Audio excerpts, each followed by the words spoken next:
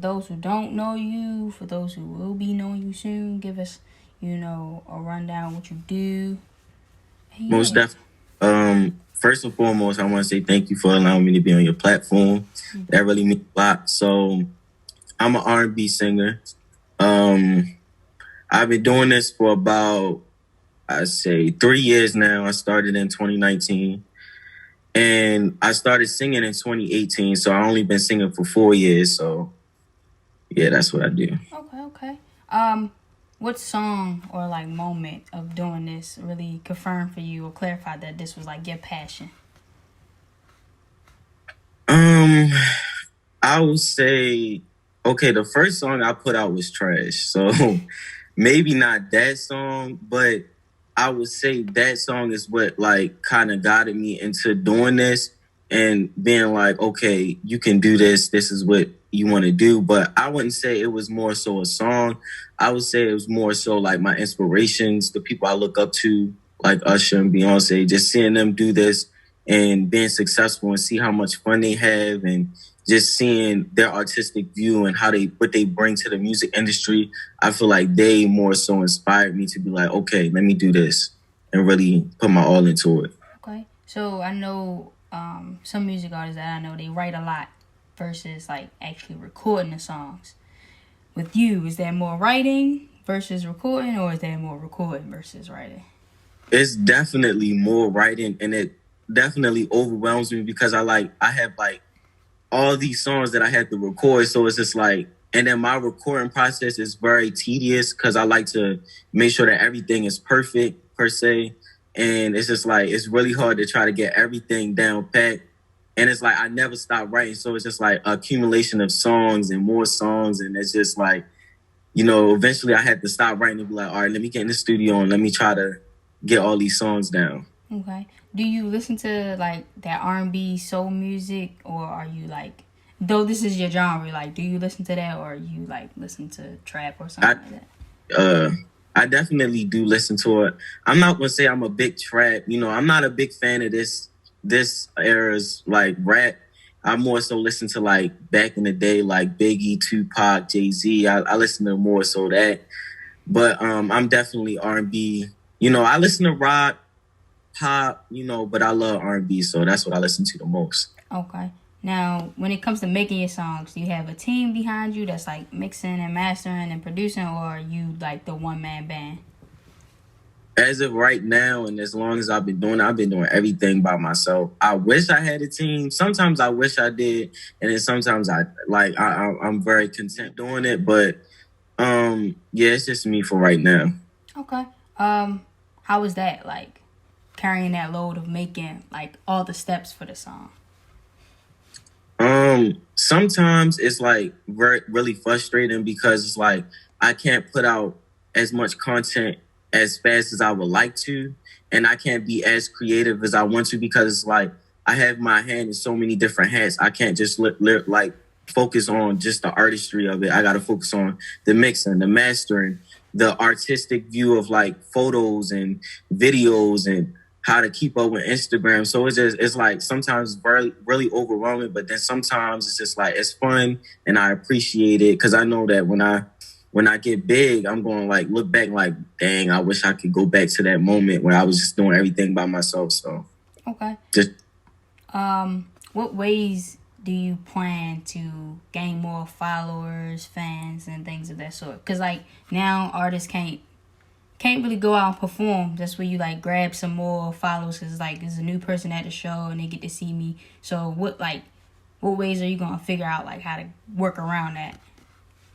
um that's a good question because thinking about it, it's kind of harder nowadays to try to gain more followers because literally everybody on Instagram is doing the same thing. Everybody's trying to do covers and singing and different stuff like that, doing the TikTok. And it's like I've always told myself, I don't really want to blow up on TikTok and be the TikTok artist, or I don't want to blow up on YouTube and be just a YouTuber, or I don't want to, be known for covers. So I'm always trying to find a new way, but it's kind of hard to find a new way because that's literally like the only way to do it. So I try to do covers every now and then because I hate doing covers. I really do. Like I can't stand it, but I know that people like it, so sometimes I do that, and I try to stay really like up on Instagram. I hate that as well because I'm a very private individual.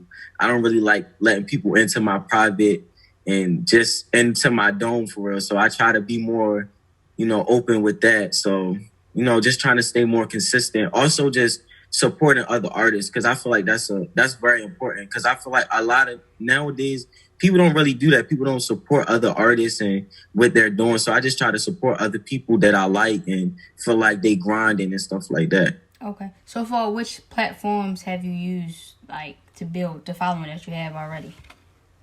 Instagram, most definitely. Okay. All right. So if not music, what would be your next dream? If I wasn't doing music,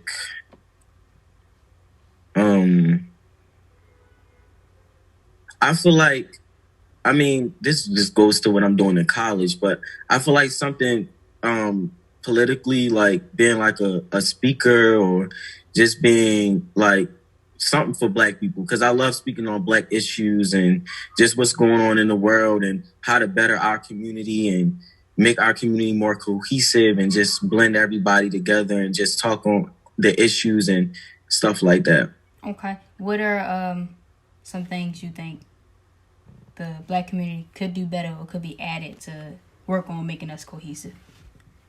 I feel like before we try to fight the issue of the white man, I feel like we gotta fix what's going on in our own community with just all this stuff like light skins are better, dark skins, and just that whole issue. I feel like we have to work on that and become each other's brothers and sisters before we can go out and try to fight the bigger monster. That never work. If our foundation isn't correct and strong, then how can we go to the top and fix that problem? Because we just gonna crumble at the bottom.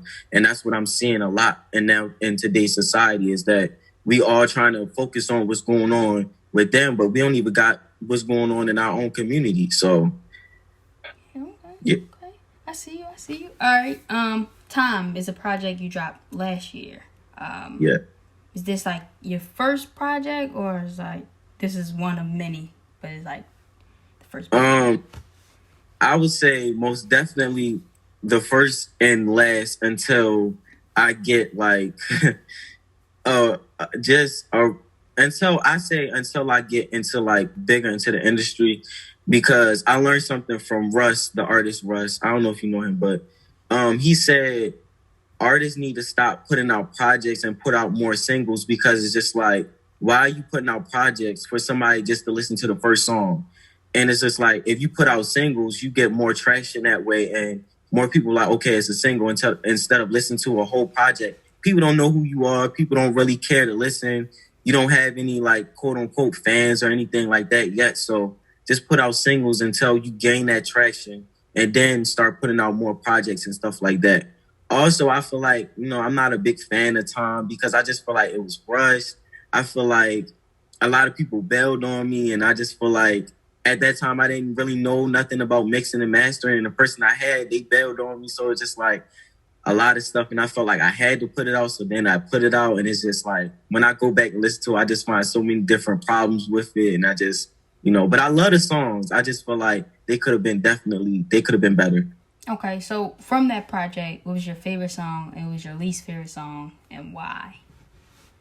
My favorite song from that project, I would have to say, would be "Stupid." I just love the whole, like, if you listen to all my music, it's kind of slow, it's kind of mellow. Just my personality, I'm a really chill person, and "Stupid" was more up the beat, and I just feel like my lyrics and what I was saying was just all cohesive and it all flowed. So I feel like "Stupid," I definitely love that song. A song that I would say I wouldn't say I have any song that I don't like, but a song that I felt like could be better would be All I Want. I feel like some of the harmonies, they was too loud in the mix, and I could have brought them down to make it all, just make it feel like butter. You feel me? Just Okay. flow, it's smooth and thick. All right. So as an artist, we all like get like the negative feedback, no matter what. We can put out like a project that we believe is the best, and that everybody else tells the back. But it's somebody who's gonna be like, "Yeah, no, that's nasty." What do you do to combat the negative feedback? I just try to stay really, really grounded. Like, I'm a really spiritual person. So I always try to just pray about it and just ask God for guidance and just, because I know what I have in mind. I know what my future holds. Nobody else can stop except for God. So at the end of the day, I just got to look at it like that. Like, what these people are saying, it really don't matter. But at the same time, I also try to grow from it and learn from it. Like, because a lot of the times what these people could be saying could be true. Like, and I'm a big person on constructive criticism. So if somebody has something to say that is, might look negative to somebody else, may not be negative to me, I just take it and grow from it. So if you were to give you a person or a fan to just spend a day with you, what would a day in the life of Aarnaz look like? Definitely, I feel like family oriented. I love my family, so they would definitely be around me and my family, amongst me and my family, and the things that we do. Laughter. I feel like if another thing, if I wasn't like a singer, I feel like me and my family, we should have a TV show and be comedians. Like, I definitely feel like we will all be comedians and have our own stand up show and just tell jokes and stuff, because we all funny. Like, so I feel like they will definitely be laughing, and obviously music, because I love music and just making beats and just trying to come up with new ideas and just creative ways to put out music and stuff like that. Okay. So you speak about family. I know sometimes family can pretty much put in your ear what you should be doing. And I know you're doing school and you're doing music at the same time. Have you had that battle yet with family that's like, young, you in school, do the music alone? Or just family members that's like, nah, go full-fledged with the music? No, not really. I feel like my family think that this music is a hobby, so I don't feel like they think that, I'm really trying to do this full fledged. I feel like they think it's something on the side and I'm focused on school, which I am really focused on school, because I feel like it's very important to further your education and get a degree and stuff like that. But I just, music's my passion, and that's just something that I'm going to do, manifestation, you guys speaking into existence. So I'm going to do that, and I'm going to become who I need to be. So. Okay. If there was a cartoon character that you could relate to, or like, if a person see him, they would just know that this character is you, who would that character be? Cartoon character. I would say Peter Griffin.